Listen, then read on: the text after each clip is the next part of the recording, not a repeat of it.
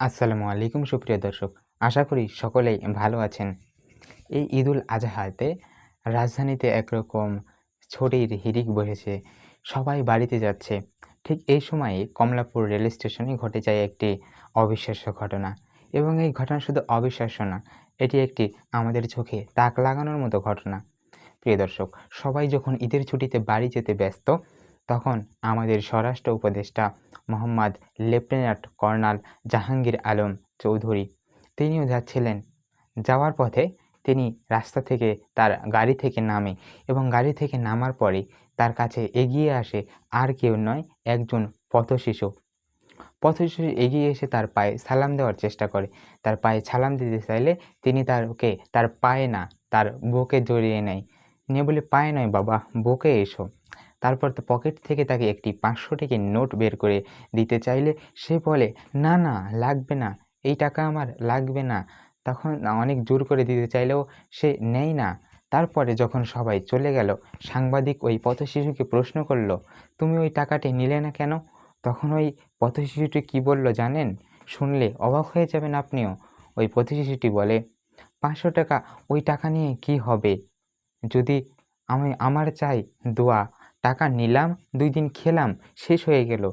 কিন্তু কোনো বড়লোক মানুষ যদি আমার দোয়া করে, কোনো বড় ব্যক্তি যদি আমাকে দোয়া করে, আশীর্বাদ করে, সেটাই আমার হবে জীবনের সবচেয়ে বড় জিনিস। সেটা আমার সারা জীবন থাকবে। আমার টাকা নিয়ে কী হবে?" প্রিয় দর্শক, এই ঘটনার পর থেকে কিন্তু তিনি প্রশংসায় ভাসছেন। তিনি আসলেই একটি আত্মসম্মানবোধ এবং মহৎ কাজ করেছেন। একজন শিক্ষক এই ভিডিওটি কিন্তু ফেসবুকে ইতিমধ্যে ছড়িয়ে পড়েছে। একজন শিক্ষক কী কমেন্ট করেছে জানেন? একজন শিক্ষক বলেছে, "আজ থেকে এই শিশুটির বয়স কিন্তু মাত্র বা সর্বোচ্চ হলে আর কত হবে? ১২ থেকে ১৩ বছর হবে হয়তো।" একজন শিক্ষক বলেছে, "আজ থেকে তোমাদের আদর্শ এই পথশিশুটি।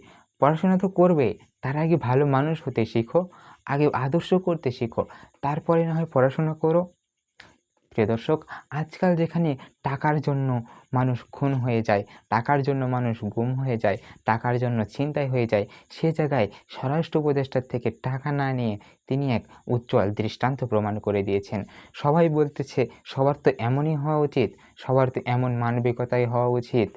প্রিয় দর্শক, এই ঘটনা কিন্তু ইতিমধ্যে ছড়িয়ে পড়েছে এবং ছেলেটি অবশ্যই প্রশংসায় ভাসছেন। তিনি প্রশংসায় যাওয়ার মতো কাজই করেছেন। প্রিয় দর্শক, আমাদের সবাইকে এমন হতে হবে, টাকার জন্য আহাজারি, মারামারি, কাটাকাটি, খুনাখুনি নয়। আমাদেরকে আসল মানুষ হতে হবে, সঠিক মানুষ হতে হবে। এই ভিডিওটি আমাদেরকে সেই প্রমাণই দিয়ে গেল। প্রিয় দর্শক, আজকে এই পর্যন্তই।